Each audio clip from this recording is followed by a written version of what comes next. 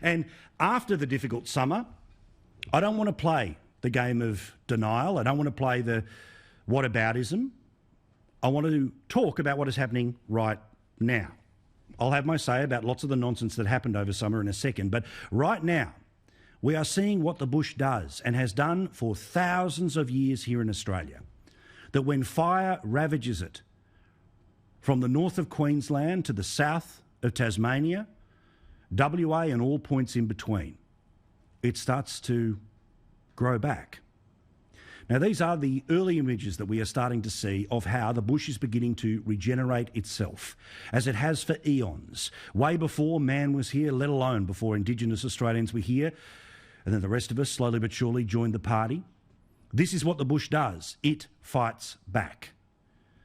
Now, there is, again, no part of me that is pretending what has happened in the past few weeks and is still happening in parts of the country is devastating. But there is some green shoots of hope and optimism that begin right now. Also, the other natural disaster that has been plaguing Australia for the best part of a decade. It's not about fire, it's not about flood, it is about drought. And you could be forgiven if you were one of the many that have been absolutely ruined by the drought over the past few years, that you've been largely forgotten by the media, who were more focused on the disaster porn of fires than your situation. Well, thankfully, there is some good news on that front too. It has been raining, and raining good, and raining big, so big that this farmer danced a dance all of us would dance if we were waiting for that wet stuff to fall. Hey! Look at this! Hey! Bring it on! All right! Send it down, Huey! Yeehaw! Hey! Check this out! Oh yeah! Let's get wet!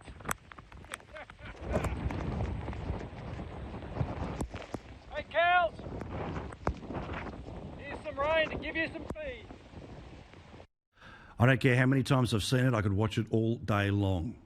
How good is it in the feeling right now in Australia if that tide has turned and if rain has started to fall? Now, I also know that as we speak in southeast Queensland, there's been way too much rain, as there so often is, and particularly around the Gold Coast, you've had your troubles. But this is a nation of extremes. It always has been, and whether those extremes get worse or not, well, it's not really up for debate. The truth is that there are a lot of tough times that are ahead. But let's talk about one thing before I get to the politics and pushing back on the media.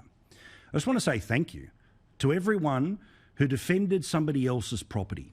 Thank you to everyone who donated to the now $500 million that has been raised in charity. Thank you to everyone who's opened up their holiday house. Thank you to everyone who has helped feed the men and women volunteers. Thank you to everyone in HQ who's been desperately trying to get on top of this. And largely, thank you to the many who did a pretty good job of telling us just what's going on, not what does it mean and where does it sit politically. That's what we have to mention at the start here. But there is one thing that has caused me to, and I'm sure like you, yell at the television how many times over the past 5 weeks? It has been a bad summer for parts of the activist media. A very bad summer because they wanted to use other people's tragedy to make their political point. Anything, everything was a way of exacting revenge for the election last year, to demanding that Australia should be much more like a Greens utopia than the reality of what we are when it comes to producing the pollution that leads to man-made climate change. Now, no doubt Media Watch will be getting ready with its 700 producers when it returns on the ABC to largely have a go at the company that I work for. So let's mention the very bad summer that the media had that I'm pretty sure Media Watch will ignore. It begins with Channel 2. The taxpayer-funded television and radio stations that were operating around Gippsland in Victoria that has been ravaged by the fires. Well, they deleted a Facebook post during the fires that showed that there were people who were protesting against hazard reduction burns that took place, that were planned to take place before this summer season. Will Paul Barry have a second or two to mention how over at SBS they were in the deleting game too, because they had a story that said that a climate expert suggested that climate change and bushfires are not automatically linked. That story was deleted and then rewritten and then reposted to fit the narrative. There's our mates over at The Project who, well, they claim didn't hear what was going on, but they knew exactly what they were doing when they decided to feed into the "it's all ScoMo's fault." And I'll get to that in a second. It's all ScoMo's fault. And something that was trending on Twitter for all the people who hate Scott Morrison and have always hated Scott Morrison, they say #NotMyPM. So when a nice little old lady who looks like a Liberal voter, because aren't all little old ladies Liberal voters? Well, when she uses a hashtag, bang, it's our story. This is what went to air on The Project. Jackie, this is the Prime Minister. It's not my problem. That's it. Hand in your gun and badge, ScoMo. It's done. The Quiet Australians have spoken. The miracle win is invalid. All over. Except for the fact that the reason she said, "Not my Prime Minister," is because as the tape that Channel 10 had, the tape that Channel 10 chose not to use, showed the nice little old lady is a British citizen. Jackie, this is the Prime Minister. It's not my problem. I'm the president. Where are you speaking? Well, of course they say it was all just a misunderstanding. That's generally how fake news can be explained away, right? Then, of course, because it was the Get ScoMo narrative, you see, there were only two things that were really at play. One, volunteers are awesome. Two, Prime Minister is to blame for everything. And this was exactly the same media who hated him all the way through last year, who prayed that he would have been blown away at the election, but that's yesterday's news. So they were using anything they could possibly do to show that Australia had turned on this bloke, that we were done. And if it wasn't the little old lady, it was the people who yelled at him when he went to the fire grounds on the south coast of New South Wales. "You should be ashamed of yourself." Well, let's have a look at these traditional Liberal voters and the ones who were actually yelling at him. They look like, card-carrying members, don't you think? What about the other bloke with the mohawk? Yep, that's a Quiet Australian if ever I've seen one. This is when they use anything they can, the media, to fit their narrative, to shove it into the machine. The clickbait and beat-up media were out of control this summer.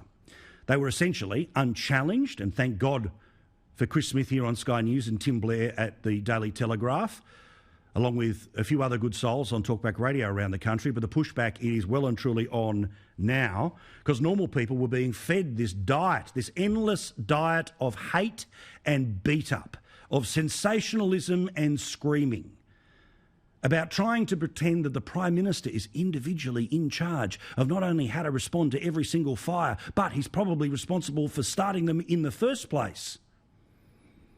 Now, my favourite example, by the way, of how the rules changed during this fire season was news.com.au have always hated Tony Abbott. They have ripped and teared at him for the entirety of the time that it has been a website, and certainly when he was Prime Minister. They hounded him when he was an MP, and they cheered when he had left the Parliament. You may remember this as one of their many clickbait and beat-up headlines, where Tony Abbott now has a sad new life. They even mocked him, and remember, plenty in the media did mock Tony Abbott when he got a medal for decades of service to the Rural Fire Service on the same day as International Women's Day. Apparently this was disrespectful a few years ago, but that narrative changed because, you see, he's not ScoMo. So it was on your Abbott. It only took them this for them to turn around and realise how good a bloke he is. We'll get to the current member for Warringah in a second. While the former was fighting fires, she was tweeting. Oh yeah, there was a ghost sighting, and there were lots of them, including, unsurprisingly, in a piece that he was able to write for The Guardian. The bloke he got rid of as Prime Minister was fighting fires. This bloke was writing pieces for The Guardian. Geez, I wonder why it didn't work out for the ghost. Oh yeah, and then, as I said about Zali, while Tony Abbott was fighting fires, she said, everyone should resign. Everyone has to go. Okay, Zali, I prefer the former bloke who picked up a hose instead of somebody who picked up their phone at a time of national emergency. Your time will come, though. Less than 3 years now. Then there are the companies who felt that the Australian community had changed, that all of us demanded everything to be pulled out of the ground and all lights to be turned off. My favourite of all of these companies was this full-page ad that unsurprisingly ran in many newspapers at the height of the nonsense. It's from Tiffany & Co. Now, I love ladies called Tiffany, but the company called Tiffany & Co., what do they make? Oh, that's right, they sell silver frames and diamonds. They are the gift shop of the mining industry. Nothing they sell naturally occurs. It can only be achieved by digging things out of the ground. It can only be squeezed into place by emissions. And they want to tell us we've got to have climate action because they're guilty about what they do, which is to sell stuff that is only ever mined. Then the media, when it just got bored, tried to scare people. How's this for a couple of examples? Where apparently we had to move summer holidays now because these bushfires mean it's bad for everyone to go on holidays. And then my favourite beat up of the summer, how long will Australia be livable? Ooh. Are you scared yet? Will you vote Green yet? Would you say sorry for ever supporting anyone but the Greens? Channel 2 was off the chain. Now, Channel 2, largely at the local level, particularly the radio level, did very well, particularly their local coverage in Gippsland, despite the deletings that I mentioned a bit earlier, and the stuff that happened around South Australia and also on the South Coast. They deserve credit for that. At the local level, their radio coverage pretty freaking good. But the people who sit back in Canberra, well, they love that. Remember, they always said, and Laura Tingle in particular, who works over there at the 7:30 report, that the Labor victory was inevitable. So she has been mighty pissed off. There has been an awful lack of hazard reduction that's been happening in her worldview because this was the opportunity to go ScoMo. So despite the fact that there were people who understandably criticised the Prime Minister for taking a family holiday, and while I think the majority of Australia understood that after being Prime Minister since August the previous year, it is okay to go on holidays, whether Hawaii was the right one or not, that debate has been well fought. But what about how over the top Laura Tingle, among others, wanted to go in comparisons about how bad ScoMo's leadership was? What a surprise his Newspoll numbers fell when rubbish like this was being served up. That apparently this was Scott Morrison's Hurricane Katrina moment. You may remember Hurricane Katrina, of course, from the early 2000s when 1,200 people died. And people were being sexually assaulted and even murdered at evacuation centres. Yeah, that sounds like exactly what happened in Australia this bushfire season. They can't help themselves. But when the horses were off and running and nobody was pushing back, they were all trying to outdo themselves. Which brings us to the protests. There was a university student group who, by the way, had been campaigning against Scott Morrison and the government since March of last year, who had a whole series of organic and pop-up protests where people who have always hated the Prime Minister, who have always hated you for voting for him, or God forbid if you voted for Labor, it didn't give Greens your first preference. You know, classy people like this who hoped that the Prime Minister's house would burn down. Does that person know, by the way, that he lives in Kirribilli House? It's not his house, it's our house. But apparently all of these protests, well, they were all leading to a swell. And the swell apparently was that Australia demands climate action like what the Greens want. A blank cheque for Extinction Rebellion to decide how this country should respond to climate change. For those that are half listening, climate change exists. You can't have 7 billion people on the planet without something happening to it. But what do you do when you only produce 1 and a bit% of the entire pollution that is part of the problem?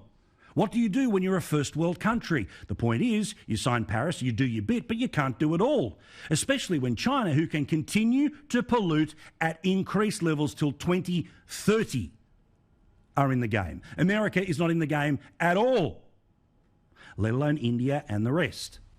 So, what did the polls show? The polls showed that, yes, there was a flip. And apparently, despite saying that an absolute seminal moment, climate change opinion is shifting, yes, there was a change in the polls. Labor is now the preferred party, apparently, when it comes to forming government, but that's what they said leading into the election. But it's this bit of the poll that nobody paid attention to last week. Well, we did. If Australia was at a tipping point where massive climate change action must happen and must happen now, so help us God. If Australia is no longer going to be livable, we need to move our summers, and apparently this was as bad as Hurricane Katrina, why did the Greens vote only go up by 1 point? There has been no climate change revolution. The people who have always demanded that we turn our country into a national experiment so they can feel better when they fly on private jets to international conferences around the world, they just got loud again. They got silenced by the election because the quiet Australians said, you know what, 45% emissions reduction? Sorry, Labor, that's not what we're into. We're fine with the 27% emissions reduction that this government currently has because we believe climate change exists, but we also know that Australia is just but a little island and we can't do it all. And China would replace anything that we create. Do you get my point? If there was a revolution, it wouldn't have been the Labor Party that would have been the one that supposedly Australia wants to become the government. It would be the Greens. But unsurprisingly, that didn't happen. And one final whinge from the media towards the end of this bad summer, even when it started to rain, the Channel 9 newspapers were bitching and moaning. Apparently, according to this, drought-breaking rain likely to cause greenhouse emissions to rise. You can't win. If it doesn't rain, it's the end of the world. If it does rain, it's the end of the world. Okay. Now, Australian media and many people in Australia, you need a civics lesson. You can like or dislike ScoMo, but let's all hold hands and learn a lesson together. There are 3 levels of government in Australia. There is federal, there is state, there is local. Or if you'd like me to put it another way, there are soldiers, police, men and women, and garbage collectors. And under the Constitution, it has been somewhat agreed since the early 1900s that the people who have responsibility for emergency services in this country are the states. Now, have we got used to the idea that the government does send in money? Sure. Are we used to the idea that Prime Ministers, Liberal, Labor, this one, previous ones and ones into the future, turn up during disasters? Sure. But are they the ones who are individually responsible for whether enough hazard reduction took place? No. Instead, the media tried to make it all about ScoMo because what they were trying to do was to undo the election, was to go back and pretend that we were on the verge of a climate emergency. A climate emergency that meant we had to have a revolution. A revolution that, by the way, only saw a 1 point increase when it came to the Greens. Which brings me to Each Way Albo. Now, get ready for me to call him that every day between now and the election because this bloke has worked out, I've worked it out. I talk in footy metaphors. I tell people to take care of their dogs on New Year's Eve. Did you read that piece? Seriously. And I'm going to tell people in Queensland one thing about coal, and then when I go back to the lefties in Marrickville, I'll just say it's all about a climate emergency. So from now on, he's called Each Way Albo. So let's see how Each Way Albo played 2 issues this summer. Well, 1, at the end of last year, he went into the parliament and he voted not once but twice to declare a climate emergency, using the language of Extinction Rebellion. The people who say, get rid of coal, not in 5 years, not in 10 years, but do it now. Get rid of it now. Yet when he sat down with Andrew Clennell today, when asked, so are you going to do even better than Bill Shorten did when it came to emissions? He said, On climate change, for example, one of the things that we're likely to do is to announce a longer-term target before we announce, because by definition, 2050? You're able Zero to net do emissions that. 2050? Well, we'll wait and we'll make our announcements at an appropriate time. Do an AFL analogy. It's a 4-quarter game between 2019 and 2022. You're asking me how to play out, how it will play out in the final quarter. You've got to know what the 3-quarter time score is. Frankly, I think it was a mistake in 2019 to continue to say, well, we'll do exactly what we're doing in 2015 as if it hadn't changed.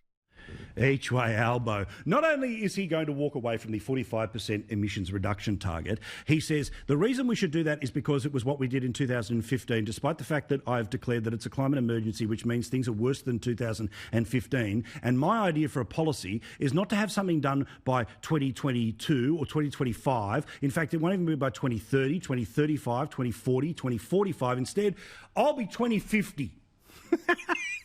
Each way, Albo. It's a climate emergency, but we'll get back to you about actually doing something about it. And when it came to the politics of the bushfires, he played the media like a fiddle and they all played along. This is what he said when he first started talking about fires.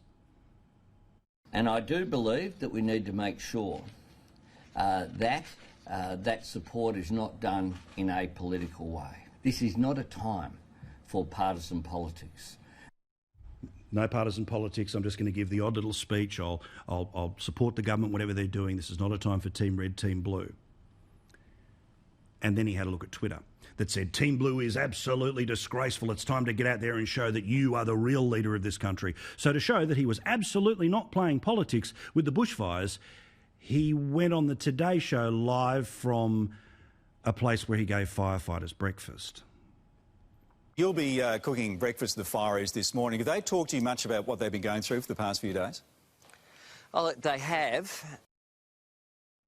Each way, Albo. Not a time for politics, but watch me play it. It's a climate emergency, but we'll get back to you about actually doing anything about it. Was the Prime Minister perfect for the past month? No. But is Albo honestly going to be a better option? I think the Australian people have already made that decision, regardless of whatever polls the media, who had it all their way for a month, tried to make it happen.